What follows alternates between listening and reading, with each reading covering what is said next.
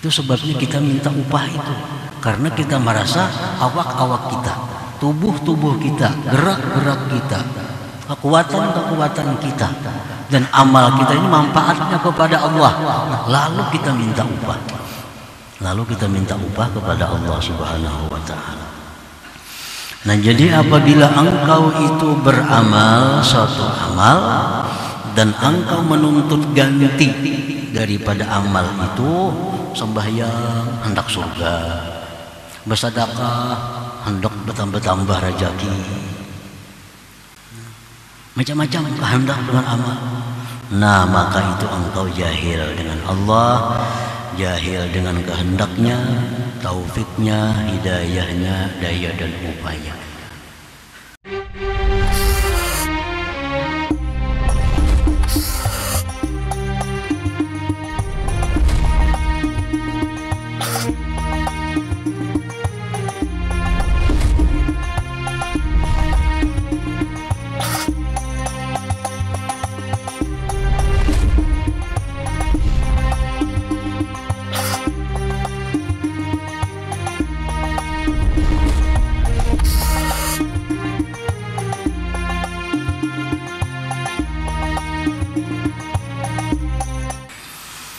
Bismillahirrahmanirrahim.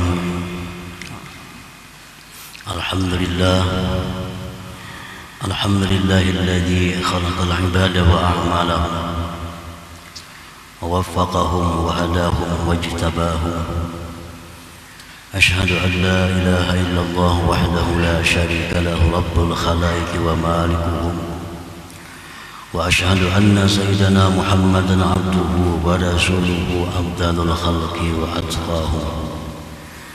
اللهم صل وسلم وبارك على سيدنا محمد خير الورى مصطفاهم وعلى آله وصحبه وذريته ومن اهتدى بهداهم. أما بعد. Yang kita hormati dan kita cintai para habaib dan para alim ulama, para muhibbin, hadirin hadirat rahimakumullah. Alhamdulillah, segala puji bagi Allah. Kita panjatkan syukur kehadiran Allah atas limpahan taufik, hidayah dan inayah kepada kita, sehingga malam ini kita kembali bertemu dan berkumpul di majelis yang penuh dengan berkah dan rahmat ini. Salawat dan salam keharibaan junjungan kita, kekasih Allah Nabi besar Muhammad sallallahu alaihi wasallam dan seluruh keluarga, para sahabat, zuriat dan pengikut beliau sampai hari kiamat nanti. Para muhibbin rahimakumullah, al-hikmatu tasi'ata asyarata ba'dal mi'ah minal hikamil ataiyah. Qala al-imam Ahmad ibn Athaillah as-Sakandari rahimahullah wa nafa'ana bi ulumihi wa asrarihi. Hikmah yang ke-119 dari Al-Hikam, berkata Imam Ahmad bin Athaillah as-Sakandari rahimahullah wa nafa'ana bi ulumihi wa asrari. La tatlub iwadan ala amalin lasta fa'ilah, yakfi minal jazai laka alal amal angkana lahu qabilah. Yang artinya, janganlah kamu menuntut kepada Allah, menuntut gantian, ganjaran atas suatu amal yang mana engkau tidak memperbuat akan amal itu. Cukup dari balasan bagi engkau atas amal itu bahwa adalah Allah menerima amal tersebut. Nah, itulah terjemahnya hikmah yang ke-119 ini. Maksudnya adalah Idza amilta ayyuhal murid amalan salatan kana aw ghairaha, apabila engkau beramal wahai seorang murid akan suatu amalan, baik itu amalan sembahyang atau lainnya, puasakah, hajikah, sedekahkah, salawatkah, zikirkah, fadzalika bimasyiatillah wa hidayatihi wa taufiqihi wa haulihi wa quwwatihi. Maka yang demikian itu adalah kehendak daripada Allah, hidayah dari Allah, taufik dari Allah, dan daya dan upaya dari Allah Subhanahu wa ta'ala. Jadi apabila kita sembahyang, nah kita sembahyang itu dikehendaki oleh Allah, diberi hidayah oleh Allah, diberi taufik oleh Allah, dengan kekuatan dan daya upaya Allah, lalu kita bisa sembahyang, lalu bisa kita puasa, lalu kita bisa berjihad dan lain-lain. Qala Allah Ta'ala, firman Allah Ta'ala, wa ma tasha'un illa ayyasha Allah Rabbul Alamin. Dan tidaklah kamu berkehendak melainkan bahwa menghendaki oleh Allah Tuhan semesta alam. Artinya kita tidak akan bisa berkehendak untuk sembahyang kecuali dikehendaki oleh Allah. Kita tidak bisa berkehendak untuk bersedekah kecuali dikehendaki oleh Allah.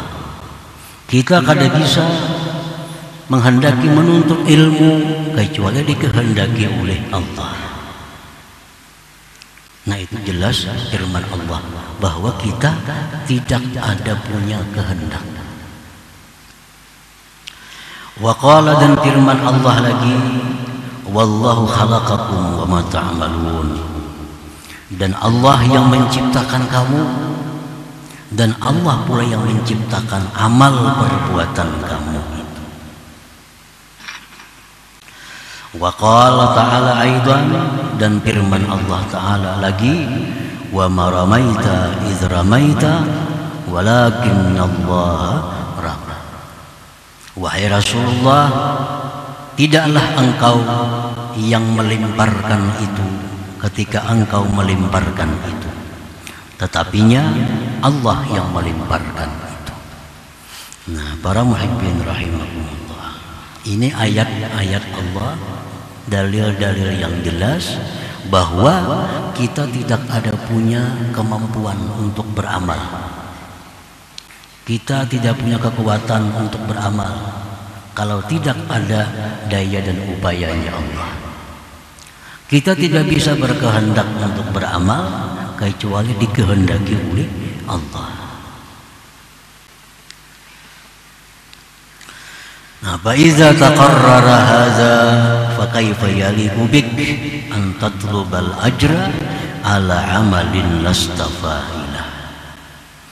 Bila mana sudah jelas yang demikian tadi, sudah jelas bahwa kita kada berkehendak kecuali kehendak dari Allah.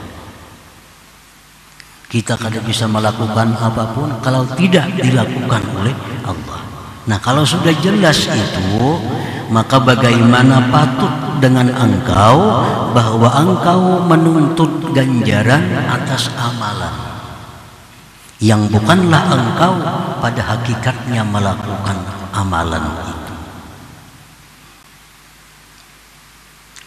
Wa innama anta muktasibul amal, engkau itu hanya adalah berusaha amal, la khaliqul amal, bukan menciptakan amal. Nah, para muhibbin rahimakumullah, jadi ini alasan, dalil kenapa kita kada cucuk, kada bagus kalau beramal tuh minta upah lawan Allah, minta pahala lawan Allah, kada cucuk.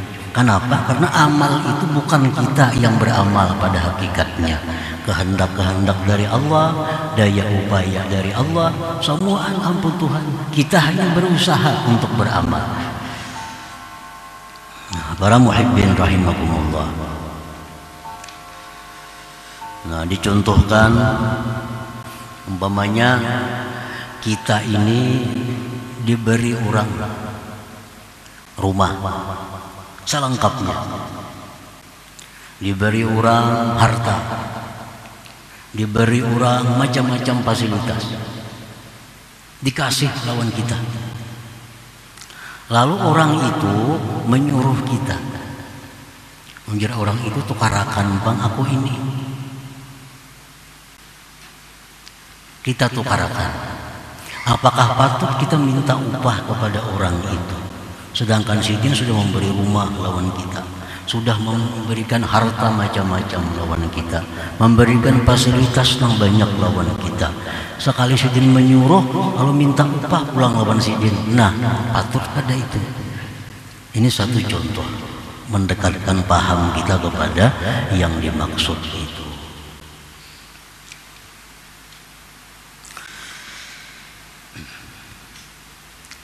Wa idza amilta amalan wa talabtal iwad fa anta jahilun billah, jahilun bimasyiatillah wa taufiqihi wa hidayatihi wa haulihi wa quwwatihi. Dan apabila engkau beramal satu amalan lalu minta gantian kepada Allah, minta ganjaran kepada Allah, ya Allah, berilah sembahyangku ini pahala. Ya Allah, berilah sembahyangku ini surga sebagai gantiannya. Maka engkau itu jahil dengan Allah. Jahil dengan Allah. Jahil dengan kehendak Allah. Jahil dengan taufik dan hidayah serta daya upaya dari Allah. Berarti kita ini kada tahu pada bahwa Allah yang menggerakkan hati kita untuk beramal. Kita kada tahu bahwa Allah itulah yang memberikan daya upaya kepada kita sehingga bisa beramal. Kita kada tahu bahwa kita beramal itu dengan taufik dan hidayah dari Allah. Nah, kada tahu. Dikira ampun seorang, dikira kehendak-kehendak seorang, dikira kemampuan-kemampuan seorang, dikira lagi daya upaya seorang, dikira pulang kita beramal itu manfaatnya untuk Allah, lalu minta upah jadinya. Nah, itu sebabnya. Itu sebabnya kita minta upah itu, karena kita merasa awak-awak kita, tubuh-tubuh kita, gerak-gerak kita, kekuatan-kekuatan kita, dan amal kita ini manfaatnya kepada Allah. Nah, lalu kita minta upah. Lalu kita minta upah kepada Allah Subhanahu wa ta'ala. Nah, jadi apabila engkau itu beramal suatu amal dan engkau menuntut ganti daripada amal itu, sembahyang hendak surga, bersedekah hendak bertambah-tambah rezeki,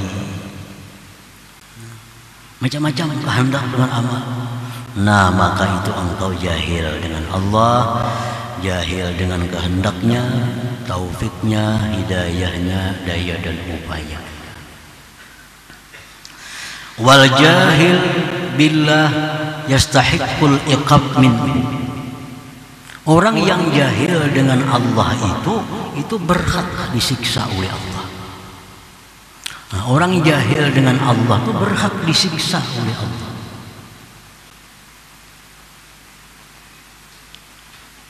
Wa iza lam yu'aqibka bal yaqbalu 'amalak ma'a jahlika bih fa huwa fadlun wa ihsanun 'azimun minhu ilaik.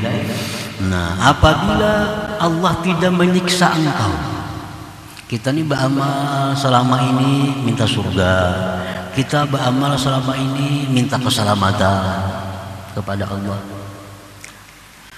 Nah, mestinya disiksa, dihukum oleh Allah karena kita jahil. Nah, apabila Allah kadang menghukum kita, bahkan menerima amal kita itu serta jahilnya kita dengan Allah, maka itu merupakan anugerah dan kebaikan yang besar dari Allah kepada engkau. Orang tuh beramal dengan amalannya hendak surga, diterima Allah amalannya, padahal mestinya disiksa. Berarti itu adalah anugerah yang besar bagi Allah kepadanya, ihsan Allah yang besar, kebaikan Allah yang besar kepadanya itu. Nah, para muhibbin rahimakumullah, jadi hikmah yang ke-119 ini adalah merupakan lanjutan daripada hikmah yang ke-118 minggu dahulu. Falhasil al-amilu talibul iwad murtabun ala wa'dillah kama bil hikmatis sabiqah. Orang yang beramal menuntut ganti, menuntut upah, menuntut pahala, itu orang yang ragu-ragu atas janji Allah, sebagaimana disebut pada hikmah yang dahulu. Karena kita kada yakin dengan janji Allah, lalu kita menuntut upah. Coba kalau yakin, kalau yakin, kita kada akan menuntut upah kepada Allah. Kita baru menghutangi orang,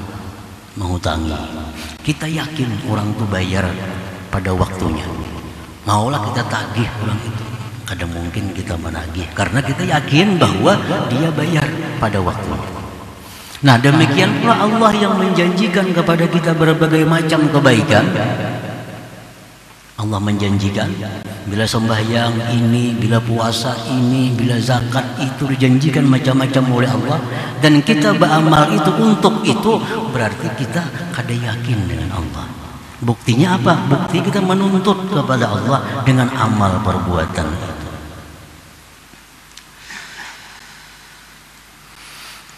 Wajahilun billahi ta'ala, dan orang yang beramal menuntut gantian tadi jahil dengan Allah Ta'ala tadi, jahil dengan Allah, jahil dengan dirinya sendiri. Wa ghairu mustahin minallahi ta'ala, dan orang yang menuntut balasan dengan amal itu kepada Allah, itu orang yang tidak malu daripada Allah. Itu kada sopan lawan Allah. Lianna faidatul amal ta'udu ila nafsil amil, karena faidah beramal itu kembali kepada diri orang yang beramal. Nah, para muhibbin rahimakumullah, faidah amalan yang kita perbuat, sembahyang. Nah, sembahyang yang kita lakukan ini ada faidah yang kembalinya kepada kita, manfaatnya kepada kita, bukan kepada Allah.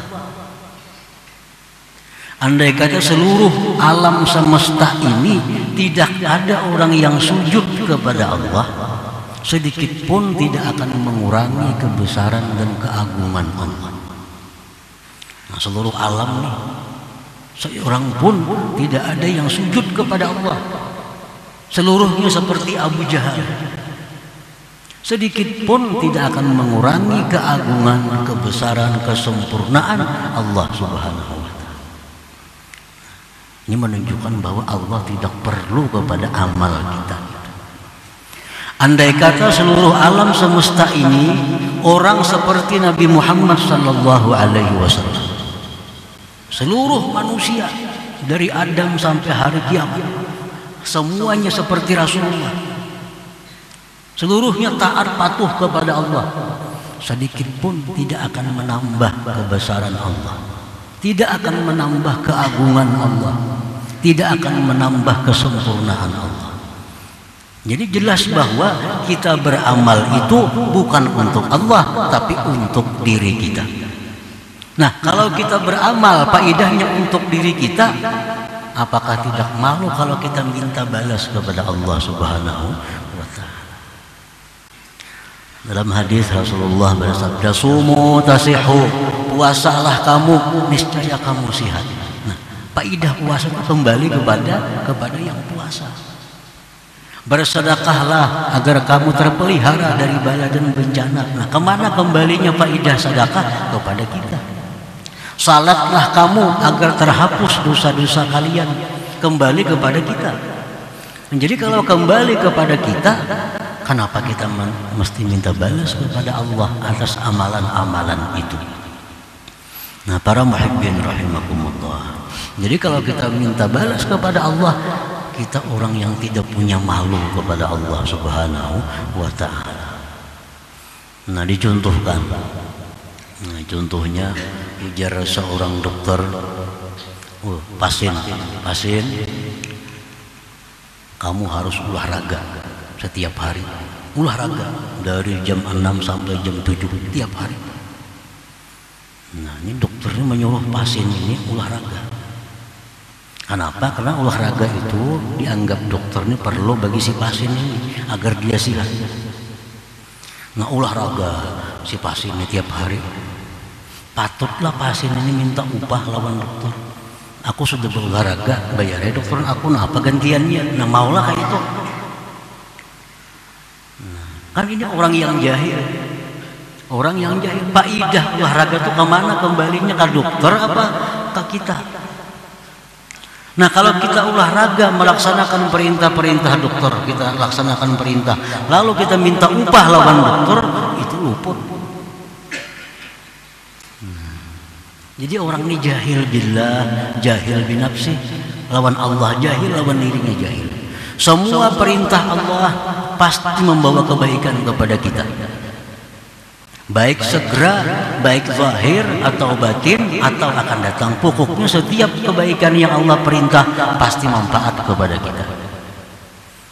Setiap kejahatan yang dilarang oleh Allah Subhanahu wa ta'ala, apapun bentuk kejahatan dilarang oleh Allah, pasti mudaratnya kepada diri kita, baik langsung atau kemudian baik zahir atau batin.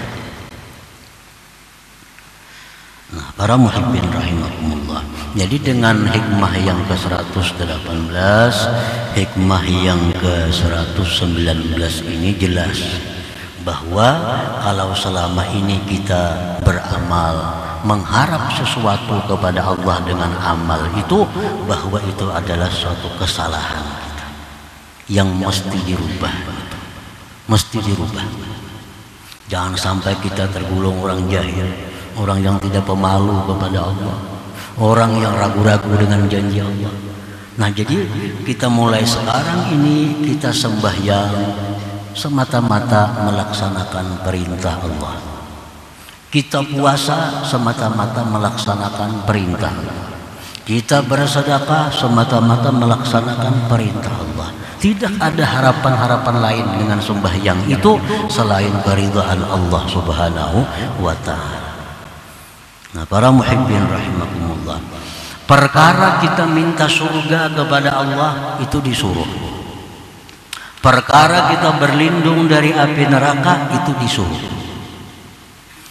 Tetapi kita minta kepada Allah surga itu, kita berlindung kepada Allah daripada neraka itu, mesti diakhiri dengan birahmatika ya arhamar rahimin, dengan rahmat engkau ya arham, bukan dengan amal kita. Minta surga kepada Allah, Firdaus, surga yang paling top itu Firdaus. Rasulullah menyuruh kita mintalah surga Firdaus. Tapi kita minta jangan sekali-kali karena kita melihat kita ini ahli sembahyang, kita melihat ahli puasa, jangan memandang itu kita minta, berarti kita minta ganti. Nah, mintalah surga, mintalah keselamatan neraka semata-mata dengan rahmat Allah Subhanahu wa ta'ala. Tidak ada larangan untuk minta apapun kepada Allah, surga, minta bidadari, minta gedung, minta mahligai apapun, tidak dilarang oleh Allah Subhanahu wa ta'ala. Tapi jangan sekali-kali minta itu diakibatkan karena sembahyang, disebabkan karena sembahyang, karena puasa, jangan. Mintalah kepada Allah dengan rahmat Allah Subhanahu wa ta'ala. Nah, perkara kita sembahyang, perkara kita beribadah itu karena menjunjung perintah Allah dan mencari keridhaan Allah. Titik di situ. Titik. Kalaupun ada janji-janji ini, sembahyang ini dapat ini, kita yakin kada perlu minta lagi. Nah, jadi sembahyang, beribadah karena Allah, mengharapkan keridhaan Allah. Nah, kalau demikian kita beramal, maka amal kita sudah tergolong ikhlas. Ikhlas karena Allah Subhanahu wa ta'ala. Bukan lagi beribadah karena takut neraka, bukan lagi beribadah mengharap surga. Nah, itu adalah sudah kita tinggalkan di masa-masa yang lampau cara-cara yang demikian. Dan kita bersyukur kepada Allah, Allah tidak menyiksa kita dengan demikian yang dahulu itu. Itu rahmat Allah kepada kita, anugerah kepada kita. Kita masih diberi Allah kesempatan untuk memperbaiki amal kita. Yang dari dulunya karena surga, yang dari dulunya karena takut neraka, sekarang kita beramal karena Allah dan mengharapkan ridha Allah Subhanahu wa ta'ala. Nah, para muhibbin rahimakumullah, kalau kita beramal dengan cara demikian, sedikit pun tidak akan mengurangi janji Allah kepada kita. Bersedekah, sedekah itu menjaga diri daripada bala. Ini janji, sudah janji Allah lewat Rasulullah disampaikan. Sedekah itu menjaga mati jahat. Sedekah itu menambah harta. Macam-macam sedekah ini. Nah, kalau kita beramal karena Allah, mengharapkan bersedekah itu ridha Allah, maka janji-janji itu bahkan lebih sempurna diberikan kepada kita. Lebih sempurna daripada kita bersedekah karena mengharapkan yang demikian tadi. Nah, jadi biasakanlah bersedekah itu karena Allah, mengharapkan ridha Allah, pasti akan dapat faidah-faidah sedekah itu pasti kembali kepada kita, karena itu janji Allah dan Rasulnya sallallahu alaihi wasallam. Nah, para muhibbin rahimakumullah, selanjutnya hikmah yang ke-120 insyaallah taala. إلى حضرة النبي صلى الله عليه وسلم الفاتحة. أعوذ بالله من الشيطان الرجيم. بسم الله الرحمن الرحيم. الحمد لله رب العالمين الرحمن الرحيم مالك يوم الدين. إياك نعبد وإياك نستعين اهدنا الصراط المستقيم صراط الذين أنعمت عليهم غير المغضوب عليهم ولا الضالين آمين. بسم الله الرحمن الرحيم. الحمد لله رب العالمين. اللهم صل وسلم وبارك على سيدنا وحبيبنا محمد وعلى آله وصحبه أجمعين. نعوذ بالله من شر هذا الزمان وأهله، ونعوذ بجلالك وجلال وجهك وكمال جلال قدسك أن تجيرنا ووالدينا وأولادنا وأهلنا وأحبابنا وأموالنا وجميع المسلمين والمسلمات من شر هذه السنة، وقنا وإياهم شر ما قضيت بها، واصرف عنا وإياهم شر هذا الشهر يا كريم النظر، واختم لنا وإياهم بهذا الشهر والدهر بالسلامة والعافية والسعادة وحسن الخاتمة يا ذا الجلال والإكرام يا أرحم الراحمين. صلى الله عليه وسلم محمد وآله وصحبه وسلم. الحمد لله رب العالمين. يا الله بها يا الله بها الله بحسن الخاتمة. يا الله بها الله بها يا الله حسن الخاتمة. يا الله بها الله بها يا الله بحسن الخاتمة. فيا أرجو منه شفاعة صلوا سلموا تسليما.